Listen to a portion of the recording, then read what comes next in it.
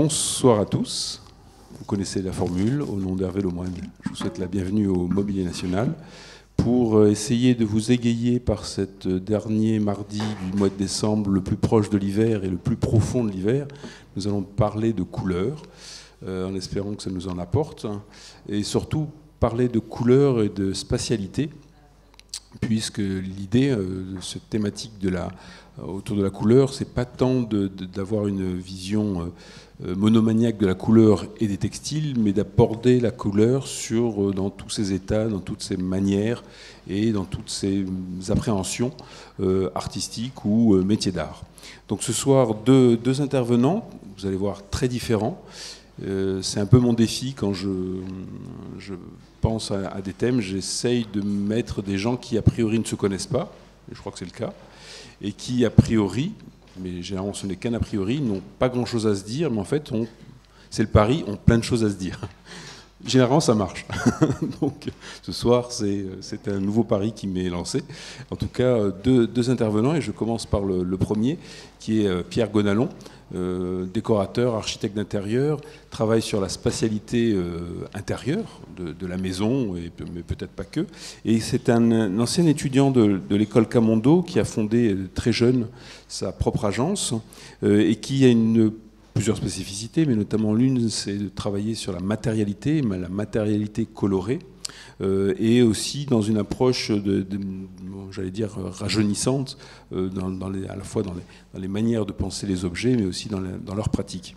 Et vous pouvez voir ses œuvres, soit dans des expositions, soit chez des particuliers, quand il décore des intérieurs, mais surtout dans la galerie Pierre Gonalon au 16 passage Vérododa, dans le premier, ou alors aussi dans la galerie privée 52 rue de l'Arbre Sec, et il vient d'ouvrir récemment une collaboration à New York. Donc si vous allez à New York, vous pouvez le rencontrer peut-être là-bas. Donc je te laisse la parole, et donc question après ton intervention, et puis on changera les rôles. Merci Marc. Bonsoir à tous. J'avais l'intention de me présenter, mais c'est fait. Qu'est-ce que je peux rajouter juste pour vous en dire un peu plus sur moi?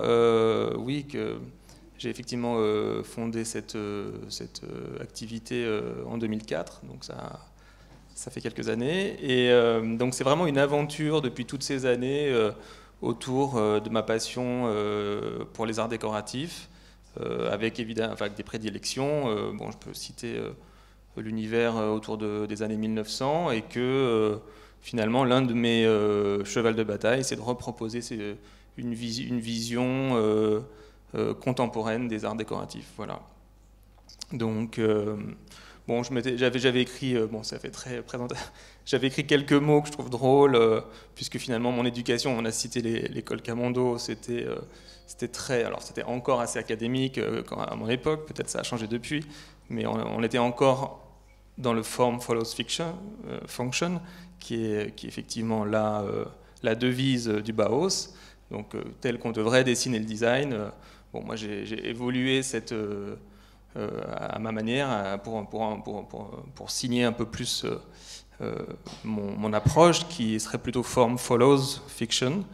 Et ce soir, j'en ferai une présentation qui serait plutôt Color Follows Fiction.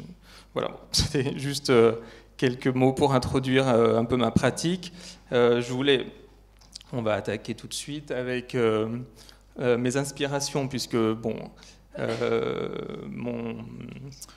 mon approche est vraiment basée sur une culture picturale. Moi, c'est vraiment... Je peux dire que c'est de cette manière que je travaille, c'est vraiment à partir d'images. C'est une culture qui est inspirée de la base, la réelle base que vous ne voyez pas forcément, c'est la peinture, la photo, la mode. Donc les arts décoratifs de toutes les époques, qui va jusqu'à la culture pop et j'ai envie de dire la culture disco. Donc là, si on doit éventuellement commenter cette image, c'est la première ligne, c'est vraiment les arts décoratifs traditionnels, bon là on voit une armure du XVIIe japonaise avec sa passementerie rouge, une boîte russe émaillée du XVIIIe siècle, et on finit également par un intérieur français du XVIIIe siècle. Parmi les inspirations, une de mes secondes, on va dire, si je dois un petit peu les hiérarchiser, approche, c'est quand même le quotidien, le hasard des trouvailles, le hasard de tous les jours. Donc, ce que vous voyez là, c'est un foulard qui date des années 70, c'est quelques ceintures hobby sur un marché aux puces, et un magazine aussi du début du siècle, le Comédia Illustré, qui était la revue du théâtre avec une couverture autour des ballets russes. Donc, bon, donc ça, c'est vraiment les choses qui ont autant d'importance pour moi que finalement les grandes références. Et ma troisième approche dans mes inspirations, c'est vraiment l'approche de test, puisque dans l'agence, il y a énormément de matières, énormément de textures et de couleurs à travers ces matières. Donc là, on voit un échantillon de papier peint, de la manufacture Zuber, on voit des tests de couleurs à partir de papier coloré qui sont une manière de créer une palette pour un projet. Et puis, la troisième image, c'est pareil, c'est une sorte de sélection de tissus avec une palette colorée. Et c'est comme ça que je construis mes intérieurs. C'est avec des tests. Et bon, je n'ai pas mis les dessins, les maquettes. Ça, c'est vraiment qu'une sorte d'approche très visuelle que je souhaitais vous montrer pour introduire mon travail. Voilà, donc... Bon, là, j'ai souhaité, avant de parler d'espace, j'ai souhaité vous montrer quelques objets, puisque je fais des espaces, mais je suis aussi designer de produits, et j'ai envie de dire avant tout designer de produits, puisque je l'ai fait pendant des années, et avant peut-être de travailler l'espace lui-même. Bon, rapidement, parce que j'ai beaucoup de choses à vous montrer, donc des chaises en bois teinté, un vase en céramique de Longwy.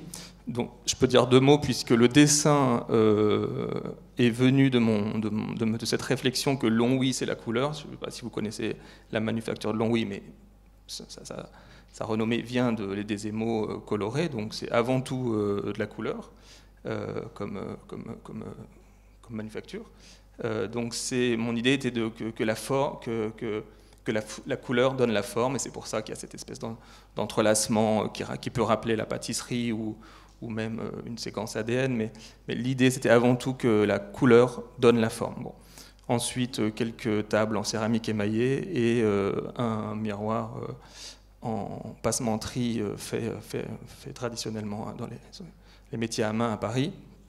Voilà, bon, c'est mon approche. Je peux malheureusement pas m'étaler puisque je pourrais parler 1 heure de chaque produit, donc je vais avancer un peu plus vite. Donc j'attaque avec mon espace, qui est une galerie privée sur rendez-vous, mon espace de travail et de présentation de mes objets.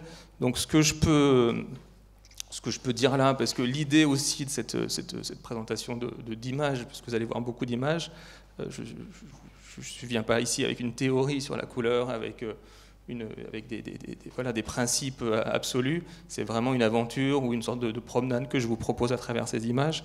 Donc c'est l'idée de ce lieu que j'ai ouvert en septembre dernier. C'était l'idée d'une sorte de cabinet, cabinet entre le fumoir et comment est-ce qu'on pourrait appeler ça, le boudoir. Donc c'est des références très classiques, mais ça, c'est comme vous l'avez compris, ce sont mes références qui sont inspirées de l'histoire des arts décoratifs, revisitées pour une vie contemporaine, bien que cette vie-là, c'est encore une vie fantasmée. Moi-même, je ne vis pas dans ces conditions, mais c'est mon idée mon idéal de l'espace. Après, on verra d'autres de vrais lieux d'habitation. Donc l'idée, voilà, c'était ça. Donc le bois qui est fumé, dont les tanins ont permis de donner cette couleur. Donc bon, pour parler de couleurs, voilà, qui ont cette couleur fumée que j'adore, associée à de l'or, qui est de la feuille d'or craquelée, Donc on a toute la luminosité de l'or, qui est une couleur exceptionnelle pour décorer, puisque ce n'est que de la lumière. On est dans le jaune, mais on est au-delà du jaune, on est vraiment dans la lumière, et une touche de rose pour adoucir. Et je pourrais vraiment parler à chaque fois de contraste. Vraiment, ça c'est vraiment peut-être ce qui traverse mon travail, c'est vraiment un travail de contraste qui permet aussi de réveiller l'œil, le féminin, le masculin. Si on parle de fumoir et de boudoir traditionnellement associés à des espaces genrés, tel qu'on le dirait aujourd'hui. Mais justement, c'est le mix de ces références qui m'intéressent. C'est voilà, donc c'était ces contrastes, le riche et le pauvre. Bon, là, je ne sais pas ce qu'on pourrait appeler pauvre, mais en tout cas, le bois, c'est du chêne plus ou moins basique. C'est le mat et le brillant. Donc, il y a beaucoup de ça, on le verra au fur et à mesure. Là, d'autre vue de cet espace, avec l'entrée qui est à gauche, qui est un espace un peu plus théâtral. Je me revendique évidemment contemporain, mais je m'amuse beaucoup des codes de la décoration. Je me donne pas de règles et ni de comment, voilà. Et comme je le disais tout à l'heure, form follows fiction. Là, on en a un exemple. C'était l'idée de cette espèce de lieu un peu fantasmé entre Venise, des fumoirs d'une autre époque, des rideaux brodés. Donc bon, je m'étais donné aussi les moyens, entre guillemets, les moyens intellectuels, esthétiques de rêver, de réaliser un espace qui aurait été idéal. Voilà. Ensuite, on passe à un hôtel que j'ai fait à Florence il y a 2 ans maintenant. Donc je vous montre juste pour l'instant. Donc c'est un espace c'est un hôtel qui est sur les hauteurs de Fiesole, sur les collines de Florence. Donc on est dans un palais du XVe siècle, donc sublime, qui a été un hôtel au XXe siècle. On n'est pas sur une reconversion récente. C'était déjà un hôtel avec une histoire, avec les Anglais. Donc donc une des signatures, même si j'ai intervenu sur tout le rez-de-chaussée, c'était le bar. Donc tout ce que vous voyez a été recréé, y compris l'îlot central, dans un look anglais, les Anglais de la Riviera, voilà. Bon, donc du coup, qu'est-ce qu'on peut dire au sujet de la couleur? Il y a cette interaction avec l'extérieur, puisqu'il y a des jardins sublimes autour de cette villa. Donc il y a l'introduction de tissus, de mobilier d'extérieur avec les rayures, qui sont verts, avec des... Bon, c'est à nouveau ce jeu avec les codes, et il y a surtout ce dégradé. J'espère que vous le voyez bien.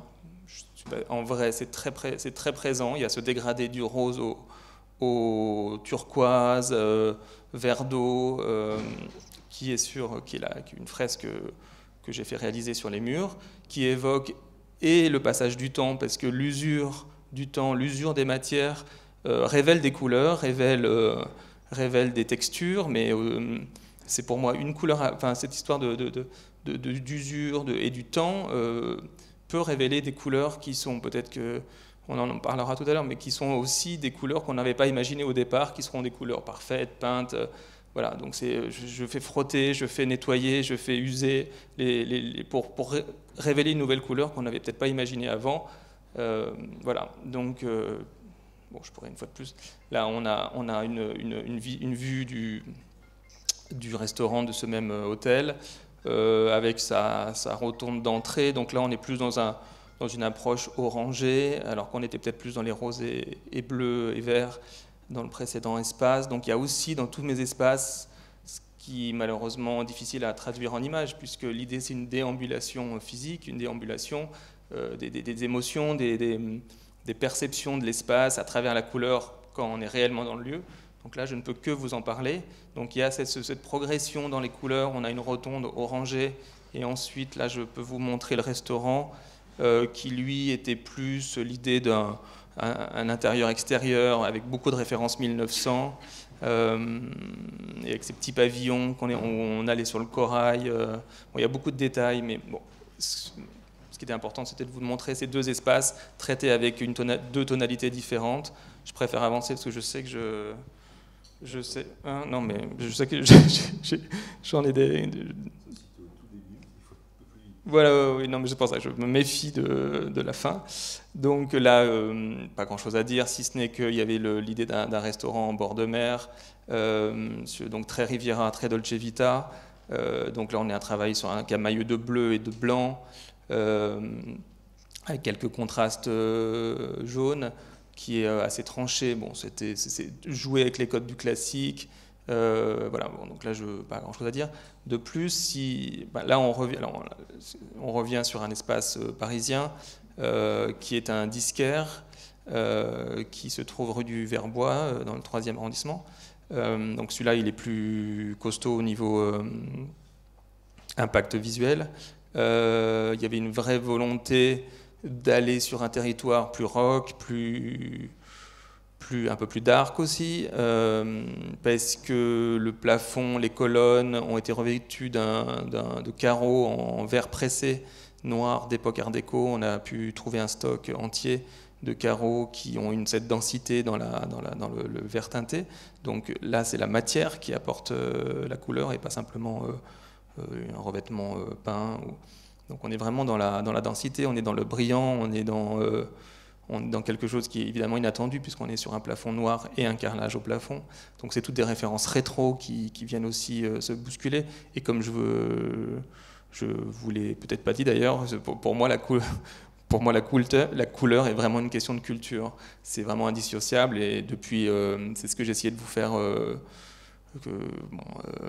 d'illustrer à travers les premières planches d'inspiration. Mais c'est vraiment un rapport, c'est cette espèce d'aller-retour entre la couleur et la culture qui pour moi est indissociable. J'ai une approche moins ni théorique, ni... une fois de plus, c'est très visuel. Donc... mais après, ça passe par de nombreux tests. Voilà, donc il y a les intuitions, mais il y a aussi les tests en réalité. Donc là, juste pour reparler de ça, bon, voilà un travail sur le rouge, le rose, le noir, pour aller avec cette activité de disquaire. Là, j'ai volontairement un peu cassé la présentation avec des ambiances différentes. Là, un appartement, une de mes dernières réalisations, un appartement parisien. Donc on revient sur une atmosphère plus douce. Voilà, il y avait quand même l'idée d'une vie de famille, très raffinée évidemment, et là pour le coup c'est réellement un espace de vie. Mais bon, je pense que les clients qui viennent me voir recherchent cette espèce de surprise, fantaisie, mais également de douceur et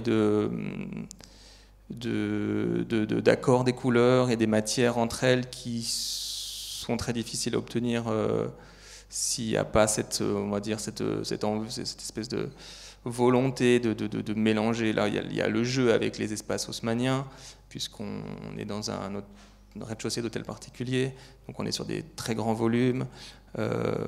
Donc les murs sont teints dans un camailleux de bleu pâle, vert,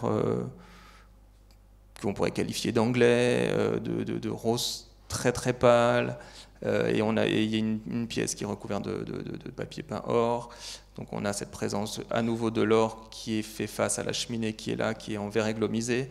Donc là on part d'un dégradé cuivre, or, argent. Donc c'est comme si le feu de cheminée avait, avec le temps, abîmé la feuille d'or. Donc une fois de plus, on revient à cette idée de l'usure qui donne les couleurs. C'est le temps qui donne, qui révèle des couleurs.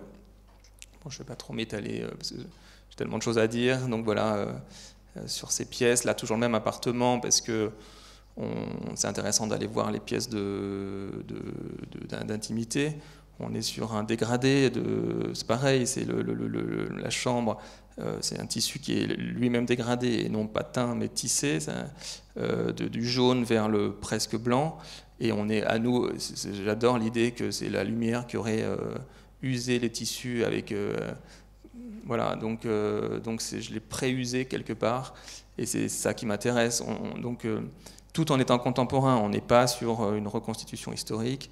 Donc c'est tous ces codes avec lesquels j'aime jouer. Là, j'ai souhaité mettre une image de la chambre d'une très jeune enfant pour montrer à quel point finalement la couleur avec un tapis peut simplement émerveiller, susciter la bonne humeur et se mettre dans une sorte de condition de jeu. Voilà, donc c'était pour faire le tour de cet appartement. Ensuite, ce que je peux dire de cet appartement qui se trouve à Venise, sous les toits d'un palais vénitien, donc on n'est pas sur les dorures, on est plutôt sur quelque chose de plus, j'ai presque envie de dire naval. On a des charpentes, on a comme une coque de bateau au-dessus de nous, parce qu'on a cette promenade qui permet de relier une mezzanine et une seconde chambre.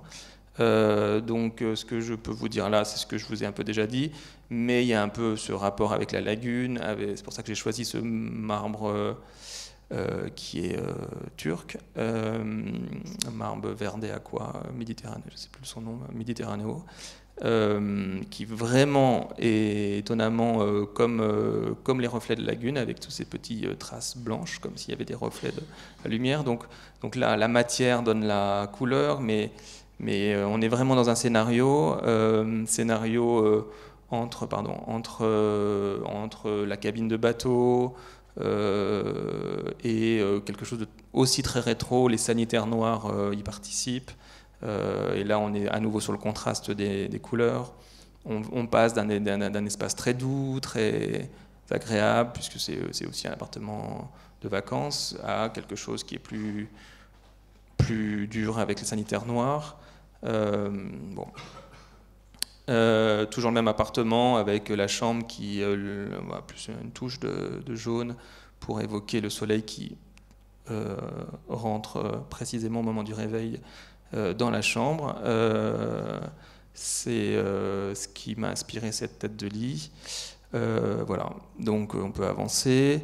Là, je regarde l'heure, on a encore quelques minutes.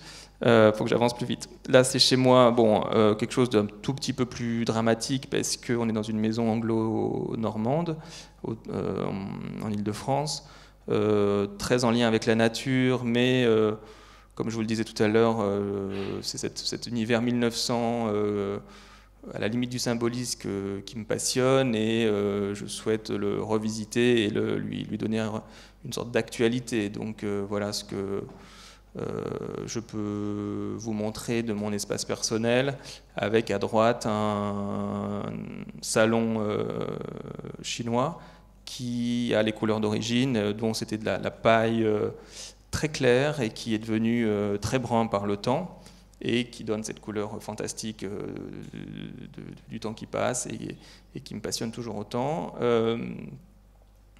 Continue la visite, bon là un peu la même chose qu'avant, on voit beaucoup d'accords roses et verts. Donc là, un autre appartement, une autre approche plus monochrome, on est toujours dans la couleur, mais on est dans une palette, une échelle de gris, noir, gris, blanc, touche de bleu, velours de soie bleu roi, qui est bleu électrique, qui fait tout le travail de la couleur.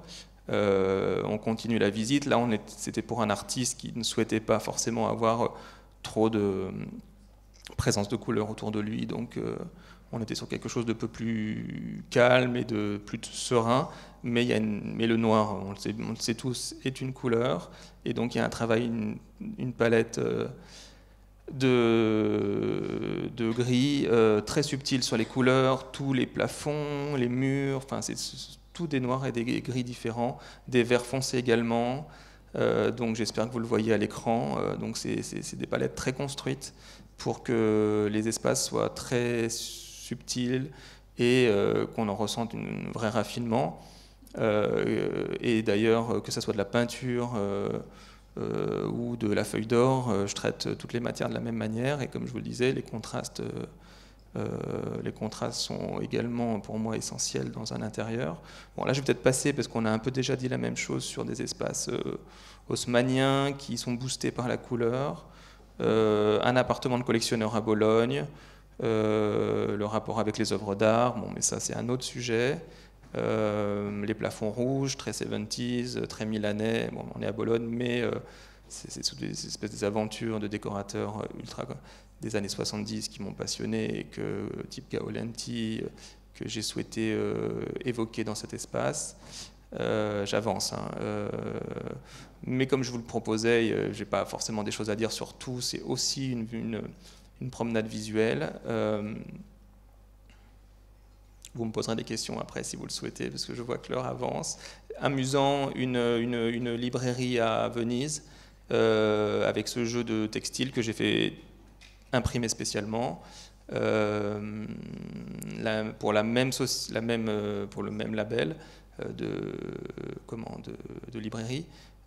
Donc à Venise, Paris. Bon, là c'est vraiment la palette Saint-Laurent que j'ai souhaité évoquer à travers ces textiles qui sont vraiment, une fois de plus, imprimés spécialement. J'arrive à faire imprimer quelques mètres uniquement pour une boutique, ce qui est toujours un petit peu des aventures de production. Des expositions que j'ai fait au moment des Design Week. À nouveau, je vous laisse, on va dire, apprécier l'espace parce que je vois que l'heure tourne. Là, on est plus sur une sorte de polychromie, sur le multicolore. On est presque des touches un petit peu disco. Bon, il faudra que je vous explique pourquoi c'est disco, mais on est sur ces lieux ultra classiques, sublimes. L'hôtel de Soubise à Paris, réinvesti par la modernité, par le mobilier contemporain et cette espèce de, on va dire, savoir que j'ai des arts décoratifs me permettent de rentrer, parce qu'au 18e, les maisons étaient extrêmement colorées, les contrastes étaient extrêmement forts, et c'est aussi ça qui me nourrit dans mes palettes. J'avance, je suis désolé, parce que je crois qu'on ça tourne, n'est-ce pas ? Une autre exposition au moment de la Design Week, qui était dans l'orangerie de l'hôtel de Sully, donc toujours des espaces patrimoniaux, sublimes. Il y avait une tentative d'un peu plus de romantisme, un espace comme une sorte de maison, de jardin idéal, avec quelque chose de plus doux, parce qu'on avait des tissus Fortuny au mur et sur les meubles. Les tapis qui étaient superbes, qui évoquaient les 4 saisons à travers le même dessin, mais avec 4 palettes différentes. Donc on avait le printemps sur les marches, l'automne sur le mur, et on avait les 2 autres saisons à d'autres endroits.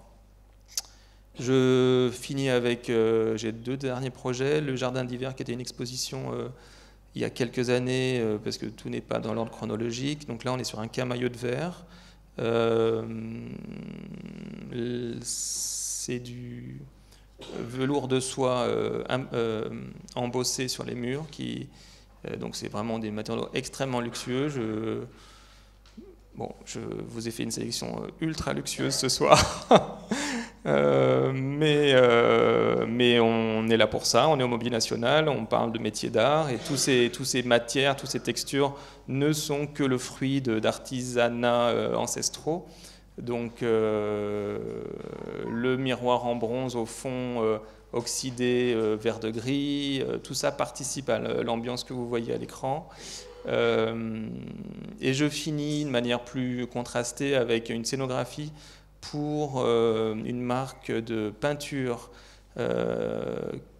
qui était russe et qui malheureusement c'était un projet avant la guerre avec l'Ukraine. Donc c'était une scénographie, donc cette marque qui est la plus grosse marque de peinture m'avait commandé une palette de couleurs. Donc j'ai choisi tout ce que vous voyez, ce sont des couleurs que j'ai choisies. Et chaque couleur avait le nom d'un des ballets russes, c'est-à-dire on doit avoir au moins 25 couleurs. Et chaque couleur était choisie suivant les scénographies qui avaient été faites à l'époque des ballets russes. Bon, bref, donc tout ça modernisé, simplifié, donne ce look multicolore. Et je voulais finir sur je crois que j'ai une dernière image, cette photo extrêmement colorée pour montrer à quel point les couleurs peuvent se marier, créer des espaces. Bon, moi, je n'ai peut-être pas suffisamment insisté sur la bonne humeur, voire l'humour, que j'aime aussi introduire à travers la couleur. j'ai peut-être parlé très sérieusement, mais il y a aussi de ça, il y a aussi provoquer un fauteuil vert en face d'une chaise rose. Donc il y a tout ça que j'espère avoir comment évoquer ou essayer de faire passer à travers ces quelques images. Voilà.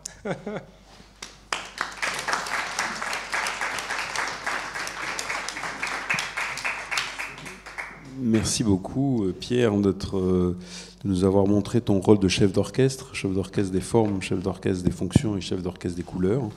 Il y a plusieurs questions qui me titillent. D'abord, tu as passé rapidement, mais sur ce lien entre couleurs et œuvres d'art, tableau ancien. Je pense que ça peut être un vrai sujet complexe. Je peux passer 24 heures à vous parler de tout ça. Donc oui, bien sûr, évidemment. Et déjà, c'est aussi, alors j'ai un peu passé sous silence cette approche, mais moi, c'est vraiment la base de ma culture. Avant même de faire cette activité, c'est la rencontre avec la peinture, même si je ne suis pas artiste moi-même, c'est la rencontre avec la peinture qui m'a transporté au point de vouloir absolument travailler la couleur dans mes espaces. Si j'avais, je ne sais pas, une des expositions ou une des œuvres les plus exceptionnelles, c'est le travail de Velázquez sur la peinture. Enfin, je pourrais en citer des dizaines, mais voilà, donc c'est la rencontre avec la peinture, déjà à titre personnel, mais également dans les espaces par les collections que mes clients peuvent accrocher au mur. Mais d'une façon plus je n'ose pas dire théorique, mais plus programmatique, tu conçois des espaces, tu les aménages, mais comment tu les maries avec de la lumière? Parce qu'on voit bien que c'est des intérieurs. D'abord, d'un point de vue de méthode, tu te rends dans les espaces, évidemment. Bien sûr. Mais on voit bien que tes couleurs prennent sens, notamment par rapport à cette question de la lumière, une lumière vénitienne, une lumière parisienne, une lumière... c'est pas tout à fait les mêmes. Et donc, du coup, est-ce que ton travail de nuancier, de réalisation sur des matériaux, et du coup, le choix de matériaux, parce qu'une couleur sur de la soie, c'est pas la même chose que la couleur sur le coton. Comment tu abordes cette Il y a tout ce travail. Bon, déjà, je visite beaucoup les ateliers de tous les artisans. C'est vraiment les lieux où je préfère être. Les ateliers, essayer de comprendre au mieux, puisque évidemment, pour chaque métier, il faut une vie pour arriver à la maîtriser. J'essaye d'attraper un petit peu de ce que les artisans peuvent me transmettre. J'essaie de comprendre, j'essaie de juste un tout petit peu comprendre comment ça marche. Et une fois de plus, je reviens sur ces scénarios très fictionnels où je me projette. Donc c'est pour ça que j'ai pas forcément une approche théorique où ça va réagir comme ça, même si évidemment les visites d'espace, j'ouvre les fenêtres, je les saisons, qu'est-ce qu'on entend à travers est-ce qu'on a besoin d'être plus en retrait, enfin je veux dire, est-ce qu'on souhaite s'extraire un petit peu du monde, et au contraire est-ce qu'on souhaite être en contact avec le monde, est-ce que donc il n'y a pas que la lumière, enfin la lumière participe évidemment comment le soleil varie dans la journée. J'essaye également, mais comme je vous le disais peut-être pour l'hôtel, mais c'est le cas pour tous, il y a vraiment cette idée de parcours dans un espace. C'est vraiment, on rentre dans une entrée hyper sombre, très dramatique, entre guillemets dramatique, j'aime bien le mot, bon, mais même si on passe après dans un espace beaucoup plus doux, et après on va dans un dernier espace beaucoup plus joyeux et comment dire, et facile à vivre, et après on passe dans un espace moins facile à vivre. Donc c'est très fictionnel, mais la lumière participe à ça, évidemment. Rien ne se fait sans lumière. Et j'accorde énormément d'importance non seulement à la lumière naturelle, mais à la lumière artificielle.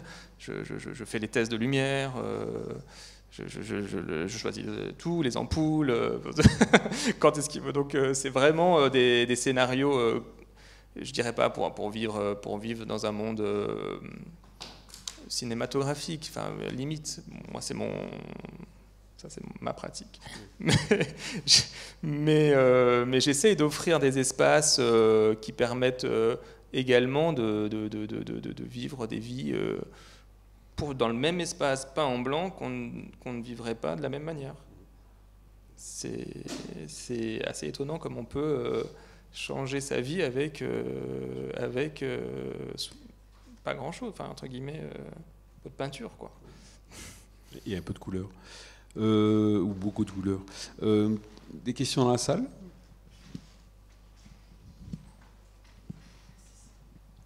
Ça fait les timides, c'est normal.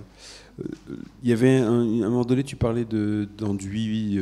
Pardon, il y a une question? Oui. Moi, on m'entend, ouais. Oui. J'ai une question, parce que tu m'as parlé beaucoup de matériaux, etc. Enfin, tu nous as parlé beaucoup de matériaux que ça. Comment tu trouves tous ces matériaux? Enfin, parce qu'il y a des... Enfin, du coup, moi, je suis à Camondo. Et sur les projets, c'est toute la prescription de trouver tous ces matériaux. Donc, entre l'idée et trouver ce qu'on cherche réellement, enfin, comment tu arrives à trouver le temps à côté de trouver tous ces matériaux qui sont vraiment... Enfin, des choses assez complexes. J'en reviendrai. Faut que j'essaye de faire clair, parce que c'est un métier c'est ma pratique est très nourrie. Je pense que vous l'avez compris, très très nourrie, très très en profondeur. Bien que j'aime que les espaces soient lisibles, pas surchargés, entre guillemets faciles à vivre. Mais il y a ces 3 niveaux: la culture visuelle, donc mood board, le hasard du quotidien. Tout ce qui me tombe sous la main, les fleurs qu'on voit en passant dans la rue, chez un fleuriste, je prends le bouquet, un magazine qui a une couverture amusante, on passe à travers une brocante, un bout de bois qui est jeté, hop, on récupère tout, on a tout ça à l'agence. Tout, évidemment, tous les fournisseurs, les fabricants les grandes maisons de tissus, les petites maisons de tissus, tous les artisans qui, depuis 20 ans, m'ont envoyé leurs échantillons, leurs matières. Je fais tous les salons, je demande jusqu'au fin fond du salon que il faut être extrêmement... Il n'y a pas de règle. C'est à toi de créer ton histoire. Il n'y a pas de... Qu'est-ce qui t'anime? Qu'est-ce qui te plaît? Est-ce que le quotidien te plaît? Qu'est-ce qui fait que tu as envie de faire ce job? Moi, c'est donc voilà, je suis passionné par curieux, tout simplement. Mais au-delà de la curiosité, il faut une sorte de soif absolue de connaître toutes ces matières pour pouvoir les digérer et de les choisir à bon escient. Mais justement, d'un point de vue méthode, est-ce que tu te sens un peu comme un nez ou un œnologue qui enregistre toutes ces couleurs, toutes ces matières, ou est-ce que tu les as en démonstration dans l'agence où tu peux les voir constamment? D'un point de vue métier. J'ai une sorte, c'est pas non plus 60 ans de métier, mais 20 ans de métier fait que j'ai une sorte de logiciel qui fait intérieur, une sorte de logiciel, oui, intérieur, évidemment intérieur, qui fait que je peux dire, au fait, l'échantillon qu'on a reçu il y a 4 ans, que tout le monde a perdu et qui ne sait plus où il est, faut qu'on le retrouve. Donc tu as une mémoire visuelle. Donc mémoire visuelle, non-stop. Bon, ça c'est mon défaut et ma qualité, c'est mémoire visuelle. Voilà, donc texture, matière, mais également le quotidien. Je dois dire que m'inspire énormément. Et j'ai fait de cette histoire de hasard et de vie quotidienne une sorte de méthode. Donc c'est un peu, quelque part, je ne sais pas je ne connais pas les méthodes de chaque créateur. C'est vraiment pour moi essentiel et on parle, et là j'ai envie de dire, c'est à nouveau un contraste. Les grandes références, les grands photographes, les grands créateurs, les grandes peintures, visite du Louvre non-stop, mais aussi les poubelles, les brocantes, tout ce que les gens ne veulent pas, je récupère. Quand je visite les ateliers, je fais les poubelles. Bon. Les échecs, ils pensent que c'est pas bien, mais en fait c'est très bien. Je n'irais pas à dire que, comme Enzo Mari, qu'il n'y a que dans les poubelles qu'on trouve des réponses, mais il faut savoir écouter aussi toute cette modernité. Mais j'ai envie de dire ma saveur, mon amour de ce métier, c'est ce grand écart. C'est vraiment ce grand écart. Et j'en joue et je ne cherche pas à... Voilà, bon, je ne veux pas m'étendre plus longtemps, mais je ne cherche pas à tout organiser. J'ai essayé d'avoir un peu cette logique dont je vous ai parlé pour vous... Tu organises le hasard. J'organise mon hasard, voilà. Je ne sais pas si ça peut t'aider. Moi, j'aurais une question qui va dans le prolongement de la tienne. Tu parles des ateliers, du plaisir que tu as à travailler avec les artisans, à faire cette collection de matières. J'imagine ton grenier. Enfin, voilà. Et je voulais voir, après toutes ces années, je voulais savoir pour toi, en matière de couleurs, s'il y avait finalement une matière qui était ta matière de prédilection pour travailler la couleur, entre tout ce dont tu nous as parlé. Alors, bon, il y a peut-être quelques années, ça aurait été plus nouveau. Aujourd'hui, ça peut paraître un tout petit peu plus commun, mais le marbre, puisqu'il y a eu beaucoup d'utilisation du marbre, j'ai commencé à utiliser le marbre il y a 20 ans. Et le marbre, et pourquoi il a été si utilisé, si recherché, et pourquoi les rois et les empereurs étaient si fous de marbre, c'est parce que c'était des matières fascinantes. Elles sont colorées naturellement. Elles sont colorées naturellement, ce qui n'est pas le cas de toutes les matières. Le bois, bon, il y a une variation limitée. Les objets manufacturés, il faut les teindre, il faut les colorer. Alors évidemment, les granites, c'est échelle de gris, mais la fascination absolue, ce sont les pierres, qui en plus sont le résultat de millions d'années de concrétion. Et au-delà de ça, elles sont liées à un territoire. Le jaune est à Cassienne, le noir n'est que là, le rouge n'est que là. Ça, c'est la fascination absolue. Et voilà. Donc, mais je te rejoins complètement. Magnifique. Mais c'est pas la matière la plus facile à utiliser au quotidien. Le poids, le prix. Bon, donc, mais oui et non. En fait, on peut quand même. Aujourd'hui, ça s'est démocratisé. Il y a 20 ans, quand j'utilisais le marbre, les gens voulaient pas parler de cimetière, enfin de pierre tombale. Bon, aujourd'hui, c'est plus du tout le cas. Et heureusement. Une dernière question ou pas? Non, merci beaucoup Pierre. Je vous en prie.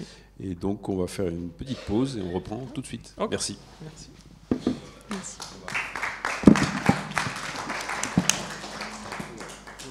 Nous continuons cette séance sur la couleur et l'espace avec une autre intervenante, donc comme je le disais en introduction, dans un univers créatif totalement différent, puisque Sandrine Rosier est designer costume et textile, et donc s'intéresse plutôt aux vêtements, mais aux vêtements de représentation, aux vêtements dramaturgiques, si je puis dire. On va rentrer dans le détail. Elle est diplômée de l'Institut français de la mode et elle a développé tout un travail de recherche autour de la couleur, et elle a réussi, elle a pu aller à la Villa Kojoyama en 2018 pour justement travailler sur notamment la question de l'indigo, et elle y reviendra certainement ce soir sur la question de l'indigo. Et en 2023, elle a réactualisé ses pratiques, notamment dans tout ce qui est scénographique et dans tout un savoir-faire autour de la spatialité et du jeu scénique. Je vous laisse la parole. Merci beaucoup Marc, et merci au Mobilier National de faire une jolie place à la couleur. Pour moi, les Gobelins, c'est une grande maison de la couleur, c'est vraiment un centre d'expertise. On n'est pas très loin de l'atelier de teinture, qui doit être, je crois, juste là en descendant sur la droite, que j'ai eu la chance de visiter et de faire visiter à certains de mes stagiaires. Et c'est vraiment un lieu incontournable. Moi, je fais partie des grandes inspirées de Chevreul, et je pense que tous les teinturiers et toutes les personnes qui travaillent la couleur sur textile aujourd'hui ne peuvent pas l'ignorer. Alors je vais vous parler ce soir de la couleur, de la perception sensorielle des couleurs, puisque c'est mon approche et c'est mon travail sur le textile. Et alors cette perception, elle passe évidemment par différents type de canaux. Le regard, évidemment, mais pas uniquement. Moi, je suis très, très perméable à beaucoup de signaux dans la couleur. Et la matière, évidemment, est extrêmement importante. Mais je vais vous parler de cette sensorialité qui peut passer par le toucher, par le parfum, par le sens d'une couleur dans son origine, dans sa géographie, dans son histoire, dans son éthique et dans la relation que je tricote depuis toutes ces années avec les plantes, qui sont mes plus grandes inspiratrices. Donc, mon travail, c'est de colorer des tissus et de fabriquer des costumes avec ces tissus. Donc, j'ai une approche de la couleur qui passe forcément par une forme d'intimité, par un toucher, par un tombé, par une matière que l'on va porter, que l'on va mettre en mouvement et qui va avoir des contraintes d'usage qui sont liées au textile. Donc, ce savoir-faire, c'est une longue reconstruction, en quelque sorte, de la teinture. Moi, je ne travaille qu'avec les plantes, avec parfois des colorants qui sont issus d'insectes ou d'animaux, traditionnellement utilisés dans la teinture historique des textiles et qu'on a beaucoup utilisé dans cette maison. Et ce savoir-faire, quand j'ai démarré il y a 25 ans, j'avais pas de prof, il n'y avait pas d'école, c'était compliqué de le mettre en place. Donc je vais vous raconter un peu comment j'ai réussi petit à petit à remplir les pièces de mon puzzle. Et je pense que je n'ai pas du tout fini. C'est un long chemin et nous sommes de plus en plus nombreux à le construire, ce puzzle, et à peut-être redécouvrir la couleur par d'autres biais. Donc évidemment, dans la reconstruction de ce savoir-faire, il y a une chose qu'on ne peut pas oublier, c'est la très grande différence que tous les historiens de l'art font et que, à mon avis, vous tous faites aussi ce soir, la différence entre les pigments, l'usage des pigments et des teintures.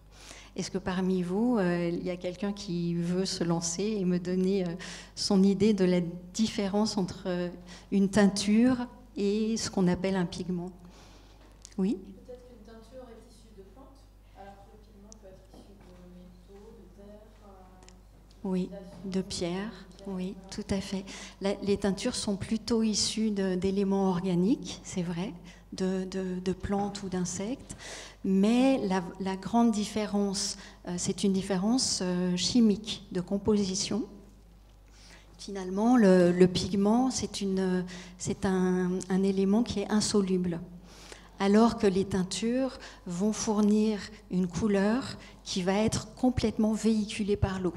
Alors que quand on travaille le pigment sur une matière donnée, on va avoir besoin d'un liant, c'est-à-dire qu'on va coller une couleur à partir d'un liant et on va travailler essentiellement sur la concentration du pigment et la viscosité du liant.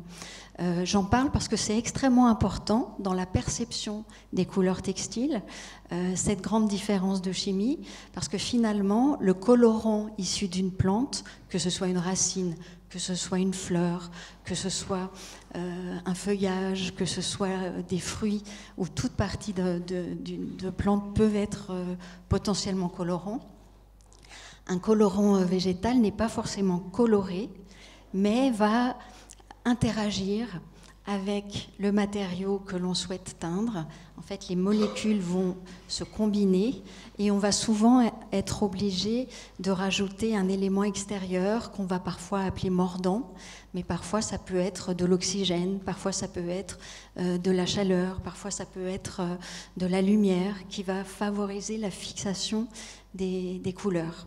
Parce que finalement, le grand enjeu d'un teinturier, et ça tous les gobelins s'y sont frottés pendant plus de 5 siècles, c'est de solubiliser une couleur qui va être issue de la nature, la faire interagir avec une matière donnée et faire en sorte que cette couleur soit insoluble puisqu'on va avoir envie de porter des vêtements, des costumes, de les laver, de les entretenir, de les mettre au soleil. Donc on va avoir énormément de contraintes d'usage. Donc ces colorants de plantes, il en existe aujourd'hui d'un usage assez traditionnel et répandu sur tous les continents. On peut parler de plusieurs centaines de plantes qu'on va appeler tinctoriales, c'est-à-dire qu'elles donnent vraiment des couleurs très, très saturées. Là, sur cette image, est-ce que parmi vous, il y en a qui reconnaissent cette plante ?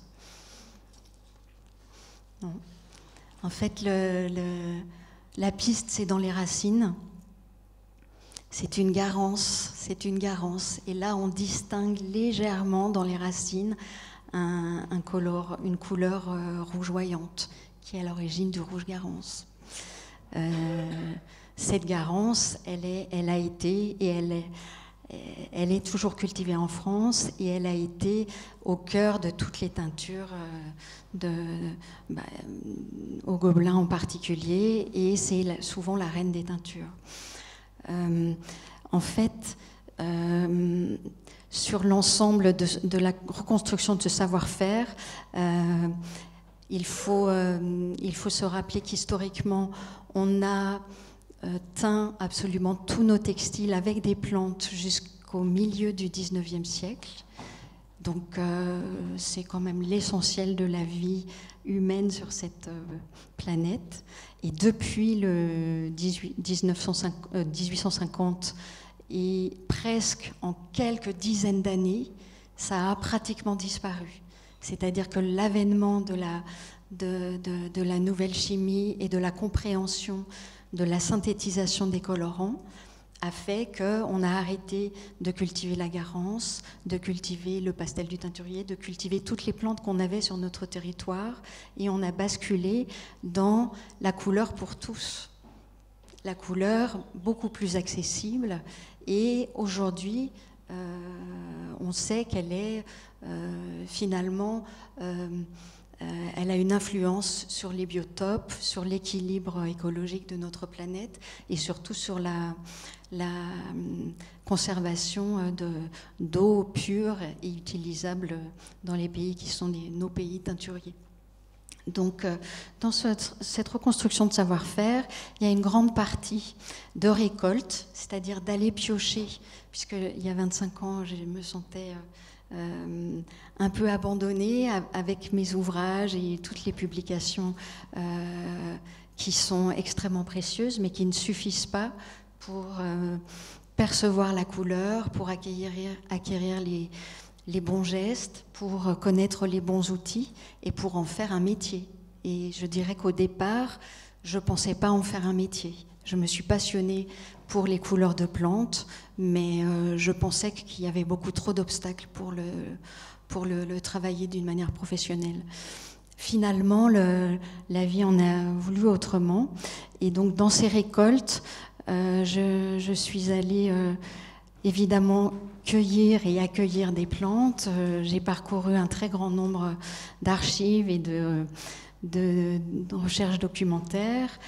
J'ai été accompagnée à la fois par Michel Garcia au tout début, qui est le fondateur du jardin de plantes de Loris dans le Luberon, et mon deuxième mentor par Dominique Cardon, qui est chercheur au CNRS et qui a consacré toute sa vie à la recherche sur l'histoire des teintures et l'histoire des techniques.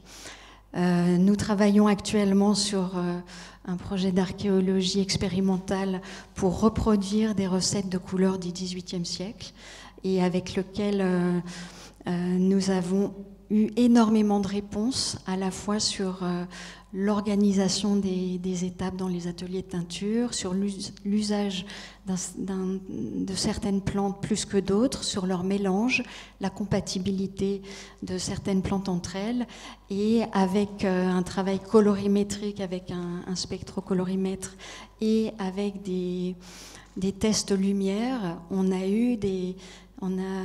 a constaté des résultats extrêmement intéressants. de solidité lumière et lavage. Donc finalement, cette recherche archéologique, elle est très inspirante, je pense, pour le design de demain. Évidemment, dans cette récolte, il a fallu que j'aille chercher la teinture là où elle se pratique encore. Donc, je vous raconterai mes voyages une prochaine fois. Mais je vous fais juste un petit parcours. En fait, à l'étranger, les symposiums internationaux sur la teinture naturelle qui ont été tenus depuis 2006, parfois patronnés par l'UNESCO, ont été pour moi extrêmement riches de rencontres et d'échanges et ont été un accélérateur dans cette construction de savoir-faire. Évidemment, ça peut être une récolte par des résidences artistiques qui font qu'on change son regard, on rencontre et on vient finalement mettre en vertige toutes les acquis et les certitudes qu'on peut avoir sur la couleur ou sur sa pratique en travaillant avec des artisans de l'autre bout du monde. Dans cette récolte à l'étranger, évidemment, ce séjour de 6 mois au Japon a été un bond en avant. J'ai enfin pu rencontrer beaucoup d'amis teinturiers japonais dans leur atelier et j'ai pu partager avec eux une forme de sensorialité, une forme de relation toute particulière avec l'objet textile et avec sa couleur et avec la fonction de la couleur dans les textiles, qui n'est pas forcément la même qu'en Occident. Donc ça a été vraiment un horizon qui s'est élargi d'un seul coup. Je vous raconterai mon voyage au Japon une prochaine fois, mais je peux parler quand même un peu de l'indigo. C'est un pays où il y a la plus grande diversité de plantes à indigo. Et je partais pas forcément pour ce projet, mais j'ai été complètement rattrapée par la profondeur des bleus des cuves par fermentation japonaises. J'ai été bouleversée et du coup j'ai eu envie de comprendre, j'ai eu envie de le pratiquer et du coup j'ai rencontré plusieurs maîtres de l'indigo, dont Hiroki Shindo, dont Isako Sumi. Isako qui a eu la très très bonne idée de me montrer au Japon comment elle teignait avec une cuve au pastel du teinturier, qui est quand même l'indigo européen. Et je n'avais pas trouvé de professeur en France pour me faire une démonstration de cette cuve. Donc c'est l'ironie du sort, mais en tous les cas, j'ai trouvé la cuve au pastel au Japon. Et évidemment, je m'en suis fortement inspirée par la suite. Takashi Sawano, qui lui cultive le Strobilanthes, c'est le seul pays où j'ai vu cette plante cultivée. Et puis Akiko Ishigaki, elle qui travaille avec l'Indigofera. C'est une toute petite île au fin fond du sud du Japon, mais qui détient un peu d'Indigofera et elle qui ne travaille qu'avec les plantes de son île. Et puis Kazuki Yamazaki, donc ces 5 grands maîtres de l'indigo m'ont transmis et m'ont donné, en fait ils m'ont contaminé. Et à mon retour, j'ai essayé de retrouver le lien avec cette alliance avec le vivant, avec des bactéries qui vont solubiliser l'indigo et qui vont faciliter le travail du teinturier. Donc avec Kazuki, j'ai aussi travaillé des approches d'ombrage, là avec du charbon, mais qu'on peut travailler aussi à la cendre ou avec des pigments. À mon retour, j'ai aussi expérimenté dans des résidences en collaboration avec des artistes, avec de la laine, comme on la travaille ici au Gobelin. Et finalement, tous les projets qui ont suivi ont été des occasions d'expérimenter tous les procédés. Donc, mon travail de créatrice de costumes m'a permis d'avoir un laboratoire quotidien pour expérimenter de nouvelles techniques et à échelle réelle, à grande échelle ou petite échelle, mais en tous les cas d'avoir un certain nombre de réponses pour savoir si les couleurs tiennent, pour évaluer des compatibilités de plantes entre elles, pour choisir et sélectionner les meilleures compatibilités entre une plante et un tissu, et de pouvoir constater l'harmonie des mélanges de couleurs entre elles. Parce que auparavant, avant de travailler par exemple sur ce spectacle Dédale, je n'avais jamais vu 30 costumes teints en teinture végétale sur le même plateau. J'avais visité beaucoup de musées et donc j'avais vu des couleurs végétales, mais dissociées, jamais mises en scène dans la même scénographie. Et donc ça m'a raconté pas mal d'histoires. Et alors ce projet, il y en a eu beaucoup d'autres avant, hein, mais celui-là, ça a été décisif parce que pour moi, ça a été un choc technologique. C'est le premier projet où j'ai utilisé des extraits colorants. Parce qu'auparavant, je travaillais avec des plantes séchées. Donc ça limite fortement le volume qu'on peut travailler. Et en 2006, sur un symposium à l'étranger, j'ai rencontré la société Couleurs de Plantes qui s'occupe du crit horticole de Rochefort-sur-Mer et qui avait mis au point des extraits colorants végétaux, au départ pour faire de la teinture capillaire. Et finalement, ce sont les mêmes molécules colorantes qui peuvent être utilisées en textile. Du coup, ils ont été partenaires de ce projet et pour moi, ça a été le début d'une longue histoire. Le début de la teinture en machine à laver, et la réalisation, non pas de 3 costumes, mais d'une trentaine de costumes. Donc ça a été après très inspirant pour beaucoup de projets.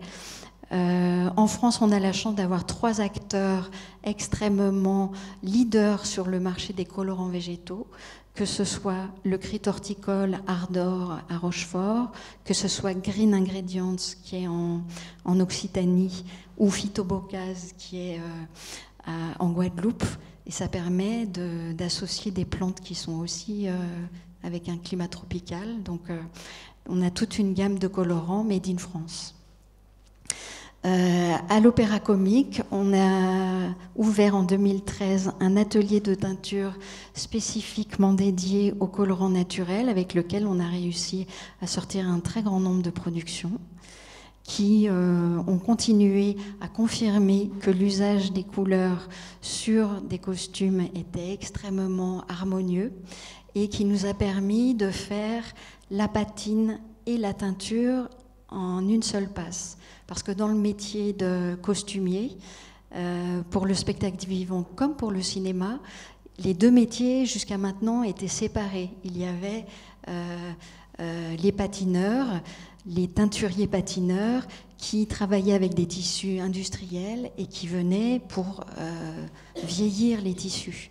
Alors que si on fait la teinture avec en même temps la patine, ça permet de travailler beaucoup plus rapidement et les teintures végétales sont réversibles.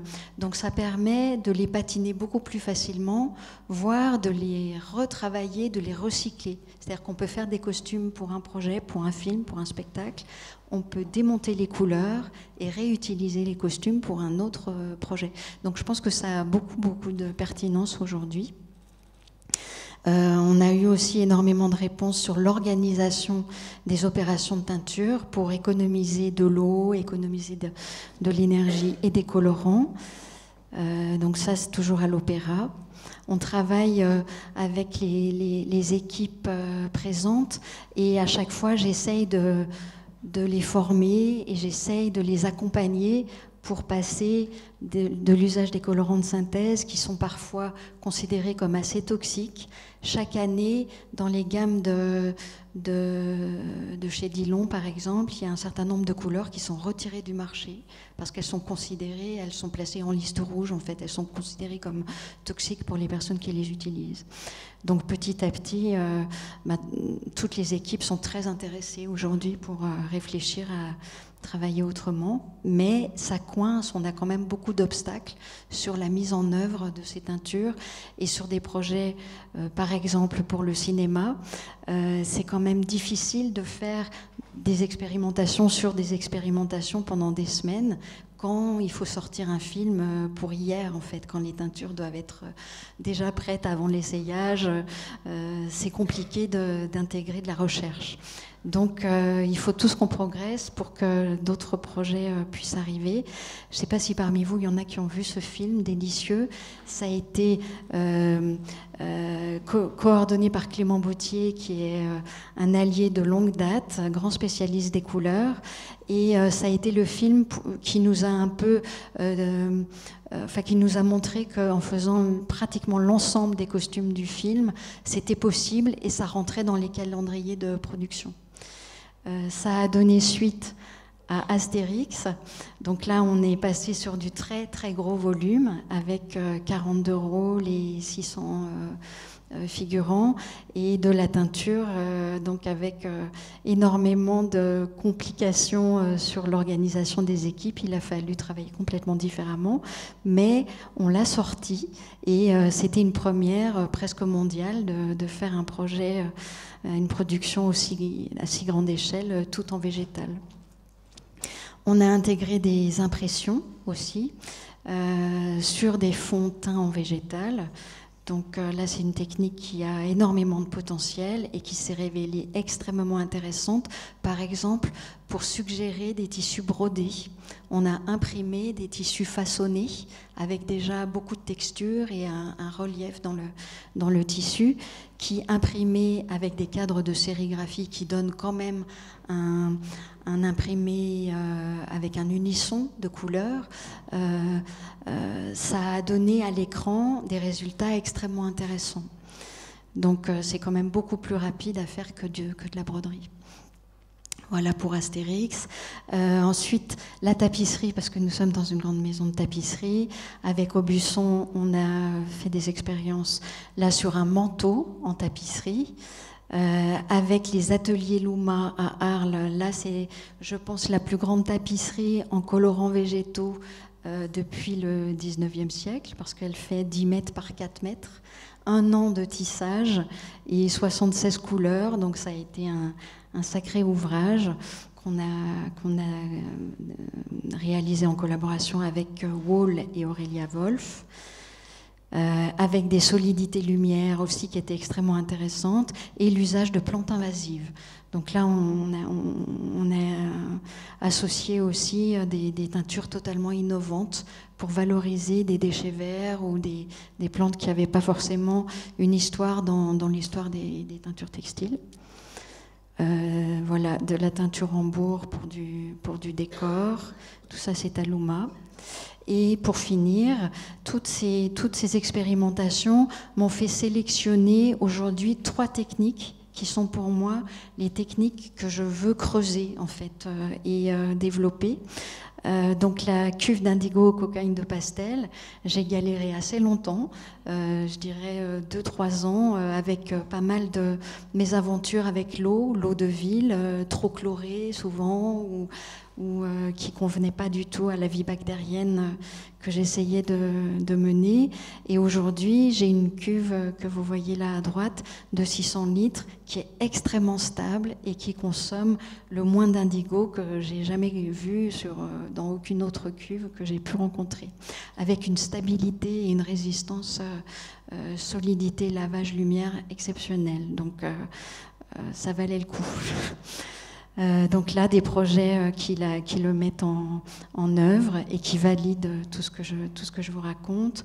Avec Louma, à nouveau, là c'est pour le salon à Milan, une collection de tissus pour l'intérieur, de la teinture de fil papier pour un tricot de fil papier, extrêmement intéressant. Et deuxième technique, la teinture à la brosse. Vous avez vu dans mon voyage au Japon, j'ai ramené dans ma besace le katasome, la technique du katasome avec des pratiques de teinture à la brosse. Moi, je la pratique pas du tout comme les Japonais, pas du tout avec des petits pochoirs très délicats. Je fais des très grands métrages et je fais patine et teinture en une seule passe. Et ça m'a donné des résultats et ça m'a permis de constater que c'était extrêmement économique et en eau et en colorant. Donc là, un projet de Katasomé avec Aurore Thibault, magnifique projet de recherche sur la soie chirimène. Un autre très très beau projet sur le tanin d'eucalyptus. On a tanné des voiles tels qu'on les tannait dans toute l'histoire de la navigation, puisque Clément Vergier est passionné des recherches et du voyage des plantes et de la dissémination des plantes d'un continent à l'autre par les grands explorateurs. Le tanin à nouveau utilisé pour des costumes qui passaient dans l'eau. Je ne sais pas si certains d'entre vous ont vu ce spectacle, ça passait il n'y a pas très longtemps au Théâtre de la Ville, avec des blancs cassés au tanin, très résistants dans les scènes dans l'eau. Et tout récemment, un projet d'induction réversible. Et là, c'est pour recycler des costumes qu'on nous a gentiment prêtés pour ce projet, parce qu'on n'avait pas le temps de tout couper. Du coup, on a fait des stocks de grands théâtres. Et on aurait voulu, et comme quoi ça ne marche pas tout le temps, on est dans l'expérimentation, on aurait voulu faire des inductions réversibles à la cendre pour vraiment aller dans le sens de Kleist et de cette très belle épopée du prince de Hombourg. Et malheureusement, on n'a pas eu ni le temps, ni les conditions de travail avec l'éclairagiste pour pouvoir le finaliser. Donc on a laissé tomber, ce sera pour un prochain projet. Tout ça juste pour un témoignage de ratage parfois, ou en tout cas, on fait ce qu'on peut, mais quelquefois, on n'arrive pas à réunir tous les ingrédients. Donc la fille de Madame Angot, retour à l'opéra comique, et pour les teintures à la brosse, là ça a été vraiment une grande aventure. On a teint 200 mètres de tissu dans 10 couleurs extrêmement saturées. Et là, même moi, j'étais presque surprise. Toutes les personnes à qui j'ai présenté ces tissus ne me croyaient pas, me disaient que c'est pas possible, c'est pas du végétal. Mais je vous le garantis. Et on va les exposer bientôt, j'espère. Et pour finir, la teinture en machine à teindre, parce que je collabore avec un industriel qui fabrique des machines à teindre et qui a eu envie de fabriquer une petite machine prototype qui serait spécifiquement dédiée pour le végétal. Et donc, c'était mon cadeau de Noël au mois de juillet. La machine est arrivée et depuis, je teste tous les projets possibles, à la fois pour teindre du tissu, pour teindre des pièces confectionnées et pour teindre des écheveaux.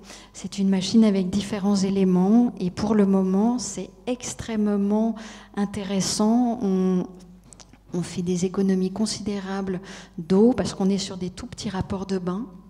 Du coup, on consomme moins de colorants. On utilise beaucoup moins de plantes qui sont évidemment très précieuses et qui vont devenir de plus en plus rares. Et sur le projet de Madame Angot, on atteint une 15aine de mètres en machine avec une finition à la brosse, mais malgré tout, on n'aurait pas pu le faire dans les locaux de l'Opéra Comique. Ça n'aurait pas pu se faire sans cette machine. Donc on espère que les couleurs de plantes vont continuer à nous contaminer. Elles sont belles par essence, elles sont vibrantes et dans leur composition chimique, comme c'est un cocktail, dans une seule plante, c'est un cocktail de colorants.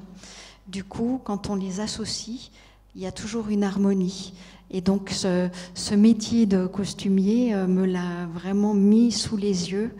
Donc elles se défendent toutes seules.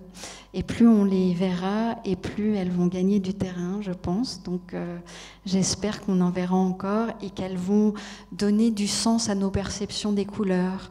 Peut-être nous faire nous poser d'autres questions quand on choisit une couleur et peut-être donner à un objet coloré une autre histoire, lui donner une autre substance et peut-être aller dans le sens d'une relation à l'objet, d'une relation aux objets qui nous entourent, qui peut avoir plus de sens et plus d'éthique. On l'espère. En tout cas, je vous remercie pour votre écoute. Merci beaucoup.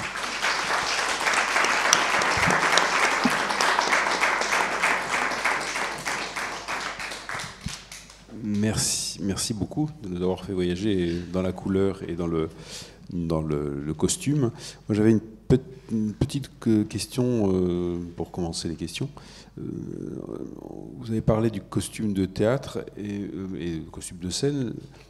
Est-ce que cette expérimentation doit être menée à échelle industrielle pour le vêtement? Qu'est-ce qui fait qu'on est passé... Alors je comprends bien que le costume de scène, c'est de l'expérimentation parce que c'est à durée déterminée pour une expérience sur une durée limitée. Mais comment passer maintenant à une échelle plus industrielle ou C'est une très bonne question. C'est une très bonne question et je pense que c'est quelque part la mission des designers d'aujourd'hui d'être un peu les pionniers en expérimentation pour découvrir peut-être de nouveaux chemins. Ce qui est certain, c'est que le costume ou la scénographie dans un spectacle vivant ou dans un film n'a pas du tout les mêmes enjeux et les mêmes usages que dans le prêt-à-porter ou pour un vêtement qu'on va porter, mais malgré tout, il y a une inspiration et un chemin, je dirais, une transmission, une réactualisation de tout ce qu'on a pu expérimenter pour le costume, en sélectionnant les techniques qui vont être les plus pertinentes pour l'industrie. Et évidemment, en se basant sur les tests lumière, sur des usages, parce que quand un costume tourne pendant 10 ans, au bout de 10 ans, on voit très bien si la couleur est toujours là ou pas. Donc ça donne quand même des résultats à échelle réelle et qui peuvent être extrêmement bénéfiques pour un industriel. Alors là, je ne peux pas vous en parler, mais je travaille aussi avec des projets, avec des maisons de mode qui sont évidemment très inspirées et extrêmement intéressées. Je dirais que pour le moment, le chemin le plus ardu, c'est de faire évoluer le regard. C'est de faire regarder les couleurs différemment, parce que finalement, aujourd'hui, nous sommes habitués à regarder une couleur telle qu'on la fabrique depuis le milieu du 19e siècle. C'est-à-dire qu'on est habitué à des couleurs avec des unissons qui sont le résultat de l'usage des colorants de synthèse. Mais quand on travaille avec d'autres types de colorants, on va d'un seul coup voir apparaître d'autres types d'irrégularités, de profondeur, de vibrations, de changements à l'usage, à la lumière, au frottement, qui sont extrêmement intéressantes. Et je pense que ça n'est pas Pierre qui me contredira. Et finalement, de retrouver un vieillissement naturel, c'est peut-être non plus un défaut, mais une grande qualité et quelque chose que demain peut-être on recherchera. Voilà. Merci. Y a-t-il une question? On vous apporte un micro. Merci. Bonsoir. Est-ce que vous avez approché un petit peu la porphyre? La porphyre, le colorant de la porphyre, vous connaissez? Je n'ai pas compris votre question. La porphyre, est-ce que vous êtes un petit peu, parce que... je ne comprends pas le mot. La porphyre, vous savez qu'est-ce que c'est? Non, je ne comprends pas. Vous ne savez pas? On connaît le porphyre qui est la pierre, mais non, la porphyre, c'est un colorant naturel qui se trouve à la mer, dans un escargot de la mer. La pourpre, vous voulez parler des coquillages à pourpre? Oui, mais son nom c'est la porphyre. D'accord. Pourpre, c'est la couleur. Oui ou non? Alors, oui, absolument. Alors, c'était les habits des empereurs. Absolument. Merci beaucoup. C'était la pourpre de Smyrne. Moi, je l'ai croisée quelques fois sur ce parcours au Japon. Au Japon, absolument, il y a des coquillages à pourpre, mais et je l'ai croisé chez des artistes qui l'utilisent aussi en Occident. Il y en a au Maroc, il y en a, malheureusement, il n'y en a plus en Méditerranée. En fait, on l'a complètement éradiqué. Mais il y a encore quelques coquillages qui donnent de la pourpre, même en France, au bord des îles d'Oléron et de l'île de Ré, et qui font des ravages parce que ce sont des coquillages qui attaquent les huîtres, qui attaquent un certain nombre d'élevages, donc ils ne sont pas forcément les bienvenus. Mais il y aurait une recherche à faire peut-être pour les orienter et les séparer. Oui. Merci. Je vous en prie. Une autre question?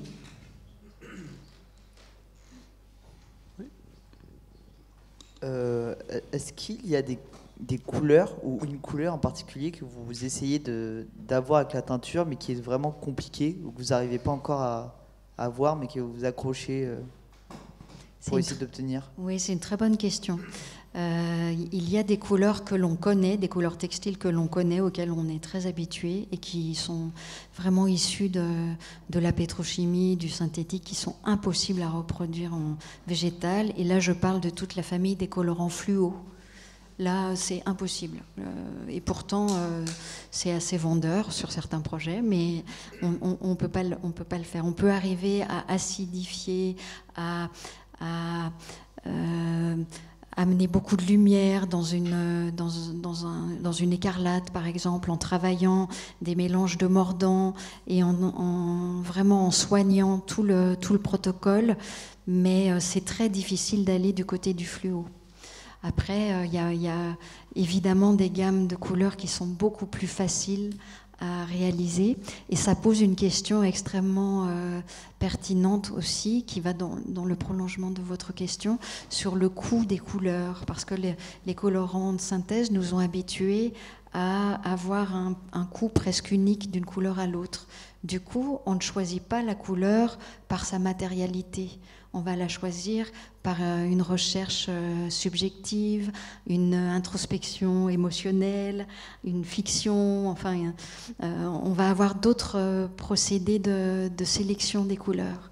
Et ma manière de travailler, et avec le végétal, avec le vivant, en fait, c'est une inspiration qui vient de la matérialité en elle-même. C'est la matière de la couleur qui va nous guider et qui va s'imposer comme étant la seule couleur possible sur la matière qu'on est en train de travailler. Donc c'est une approche complètement différente, mais qui finalement a été pratiquée par beaucoup d'artisans et qui est encore pratiquée dans les ateliers de teinture végétale. Sur cette question de la matérialité de la couleur et qui est dans nos gènes, je vous recommande le livre de Michael Baxandal, qui est un historien de l'art américain et qui a publié au moins 30 ans, sur l'œil du Quattrocento, qui montre que justement la valeur de l'œuvre d'art jusqu'au XVIIe siècle, c'est pas la valeur de l'artiste, mais c'est la valeur de la matérialité de la couleur, puisqu'il y avait dans des contrats, on retrouvait le grammage de tant de quantité, évidemment d'or, mais de lapis-lazuli ou autre, et en fait la valeur de l'œuvre venait de la valeur de la couleur.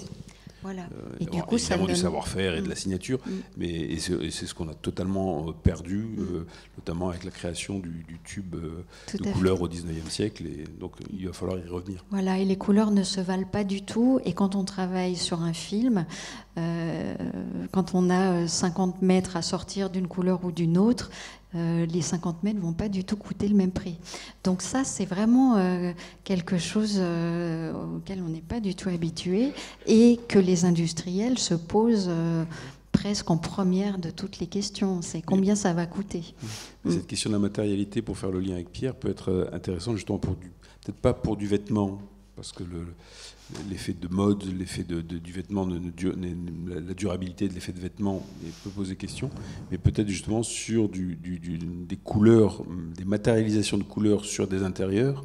C'est ce que j'allais poser cette question, pour pas reparler décoration. Et sur le vêtement aussi, on peut en reparler aussi sur la durabilité d'un vêtement. Aujourd'hui, on est en train de se projeter sur des vêtements qui durent plus longtemps. Donc cette présence de la teinture végétale, de la couleur dans la décoration, est-ce que c'est quelque chose qui te...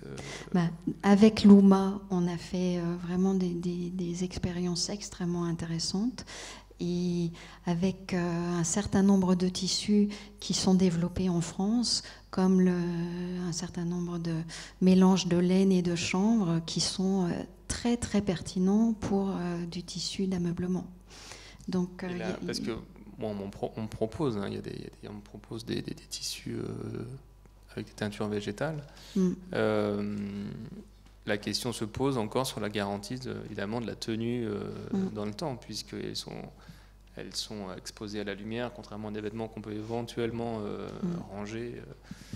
Mais là, quand on travaille bien, et c'est pour ça qu'on fait systématiquement des sun tests, pour avoir vraiment une réponse d'agressivité des ultraviolets en conditions complètement réelles, et on a parfois des résultats beaucoup plus solides sur du végétal que sur des colorants de synthèse. Donc là, ça c'est vraiment la leçon que l'archéologie textile, l'archéologie expérimentale nous a donnée. Mais il faut arriver absolument à casser cette fausse idée que le végétal, c'est fragile et pas durable. C'est fragile et c'est pas durable quand c'est mal fait ou quand les protocoles sont pas adaptés au tissu. Ça peut aussi avoir ses qualités dans certaines circonstances. Voilà, quand on veut retrouver, démonter la couleur, c'est très bien. Mais pour certains projets où on veut laisser juste une trace de tonalité, là, c'est très précieux. Ouais. Mais d'après ce que je sais par rapport à notre atelier de teinture, c'est pas tellement la question de la teinte ou de la couleur qui est importante, c'est la question du mordant. Parce que la couleur peut être végétale, mais c'est l'imprégnation de la couleur dans la laine, parce que nous on travaille sur la laine. C'est nous on utilise un acide pour l'instant, de façon en très très petite quantité. Mais et nous notre problématique c'est de durer des siècles. Parce qu'on a eu un traumatisme du 18e où on a fait de la demi-teinte, et c'est pour ça que la plupart de nos tapisseries du 18e siècle sont grisâtres, parce que justement on a utilisé à la fois des teintes végétales, mais aussi avec des mordants qui n'étaient pas assez fixateurs. Et donc on a une forme de traumatisme, on a peur, mais on y réfléchit, parce qu'on doit, oui, notre mission, c'est de se garantir des siècles. Absolument, mais c'est notre mission à tous. On veut teindre pour que ça dure. Et quelque part, cette teinture végétale, elle est complexe. Elle fait intervenir beaucoup d'acteurs, dont le mordant, le choix du bon mordant. Mais c'est vraiment un art des interactions. Et donc, il suffit de changer un facteur pour que d'un seul coup, la couleur ne tienne pas. Donc ça nécessite énormément de recherche. Pour le moment, on n'a pas forcément les soutiens et le temps à déployer pour y passer le temps qu'il faudrait y passer. Mais je pense que ça va venir. Et en sélectionnant les bons colorants et les bons mordants, dans les musées, on a des collections textiles qui nous le prouvent. On a des tissus qui sont millénaires et qui ont vraiment gardé toute la vibration, la puissance des rouges, la puissance de...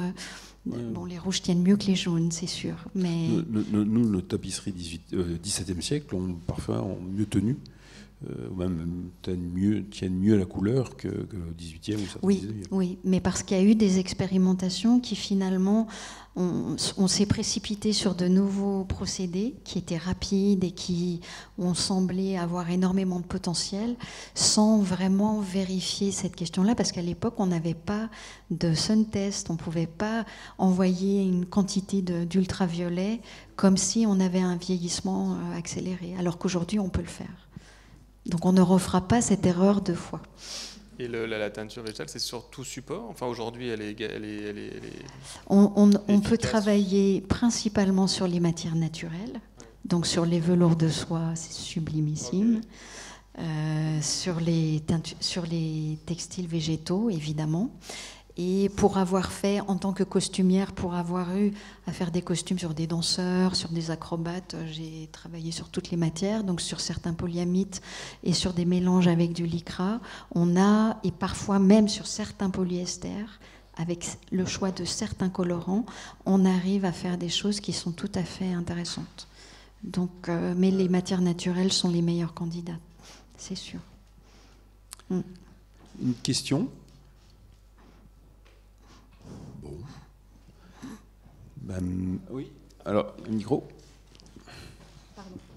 Je voulais remercier Sandrine pour cette magnifique voyage à travers le monde déjà. C'est vrai que cette carte nous donne envie d'y retourner pour en savoir un petit peu plus. Par exemple, je sais pas, j'avais la curiosité par rapport au Brésil, mais bon, c'est un détail. dans le sens qui est celui de l'évolution et de la transmission, qui était le dernier... Oui, alors je me suis arrêtée, mais j'ai encore quelques slides derrière, mais voilà. Je pensais les garder pour une prochaine fois, je ne voulais pas faire trop loin. C'est essentiel, cette question de transmission. Oui. C'est essentiel. Bon, on la ressent déjà dans toute votre approche, dans la réutilisation de la couleur, de revenir en arrière, aller en avant.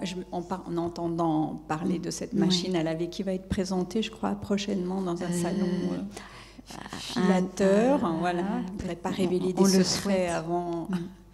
Mais c'est vrai qu'on pourrait imaginer que ça pourrait encore évoluer.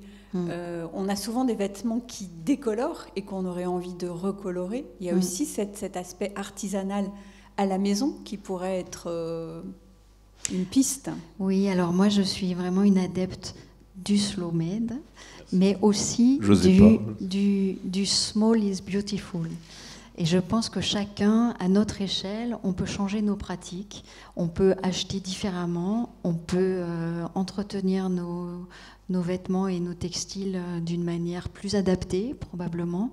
Et on peut développer un lien avec nos produits, nos vêtements et nos objets textiles qui serait un lien plus affectif, qui nous donnerait plus de sens chaque jour. C'est un lien très intime, le vêtement.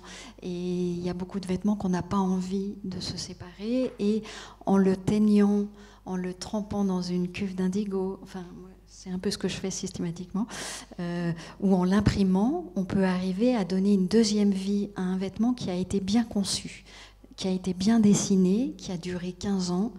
Et parfois, c'est la couleur qui pêche. Et de lui redonner une seconde vie grâce à la couleur, alors là, on est tous acteurs de notre avenir. Merci pour cette très belle question. Et juste pour finir avec la transmission, j'en ai pas parlé, mais évidemment, ça fait maintenant une quinzaine d'années que je transmets dans des écoles d'art. J'ai initié cette formation professionnelle il y a 10 ans, qui était la première formation conventionnée, qui faisait appel à 10 intervenants différents pour croiser les regards, justement, avec des chimistes de la couleur, avec une approche de botanique. Vous l'avez compris, la teinture végétale, c'est un multidiscipline, donc c'est difficile de la maîtriser. Il faut se pencher sur les plantes, il faut se pencher sur l'histoire, il faut se pencher sur la chimie du végétal, la technologie des textiles. Donc c'est à multi-entrées, c'est pas évident. Donc il faut s'y accrocher longtemps. Et évidemment, cette formation, ça dure 1 mois, c'est beaucoup trop court, mais c'est une forme de préfiguration d'un diplôme possible un jour, quand il y aura suffisamment de débouchés, on espère. Et puis, je suis aussi formatrice dans cette école de costume, qui est l'ancienne rue Blanche, qui est à Lyon, l'école l'ENSAT, l'École nationale des arts et techniques du théâtre, où nous n'enseignons que la teinture naturelle. Et donc, de toute façon, les jeunes générations ne veulent pas entendre parler d'autre chose. Donc, tout va bien. Et là, on voit une des conceptrices costumes qui voulait réaliser son costume avec un motif qu'elle avait découpé dans un pochoir. Alors, elle est complètement dans la tradition du katazomé. Et elle a teint son tissu avec une garance et elle imprime un mordant de fer. Et le mordant de fer qui rencontre la garance donne non pas un rouge, mais un bordeaux. Et donc ça lui permet d'avoir des tonalités qui sont issues de la même plante, mais avec le jeu des différences de mordant, et qui donne du coup une harmonie. On sent que les colorants viennent de la même ressource. Et ça saute aux yeux. Il faut que tu viennes dans mon atelier. Faut pas me L'invitation est lancée. Je serais très curieuse de voir tes yeux. Il ne faut pas me le dire deux fois. Oui. Non, mais c'est absolument passionnant. Bon. Enfin, merci Marie-Ange de cette question qui est décisive pour les générations futures. Y a-t-il une dernière question ? Oui, au fond. Merci. Merci beaucoup pour votre présentation. Moi, j'avais une question qui m'est restée dans la tête depuis le début par rapport aux pigments dont vous aviez parlé, en disant que du coup, tous les végétaux avaient potentiellement des pigments. Est-ce qu'il y a des recherches dessus? Est-ce qu'il y a des pistes pour les utiliser aussi? Pour teindre du textile avec des pigments, avec des minéraux par exemple? Oui, teindre des textiles ou même juste se saisir du coup de ce potentiel colorant. Alors, pour teindre les textiles, c'est assez compliqué pour la simple et bonne raison que comme on colle un pigment minéral, on va modifier le tombé du tissu parce qu'on va l'enduire en fait. Donc on va complètement modifier son toucher. Donc ça amène un certain nombre de contraintes, mais on peut faire de l'impression pigmentaire sur textile avec des pigments végétaux. Parce que ce que je n'ai pas dit dans cette introduction, c'est qu'on peut fabriquer avec les colorants de plantes des pseudo-pigments, c'est-à-dire transformer la forme moléculaire du colorant qui est soluble en une forme colorée et insoluble. Donc ça, c'est possible. Après, sur la question de l'usage des minéraux pour la peinture ou pour fabriquer soi-même ses peintures, je pense qu'il faudra venir au mois de janvier écouter Caroline Bess, qui en parlera beaucoup mieux que moi. Merci beaucoup. Je n'ai plus la date, mais je crois que c'est le 20 janvier, quelque chose comme ça. En tout cas, merci à tous et merci de ces renvois pour ces différents rendez-vous passés et prochains. Et on se retrouve donc au mois de janvier et je vous souhaite à tous de très bonnes fêtes et on se retrouve le 16 janvier, je crois. Merci.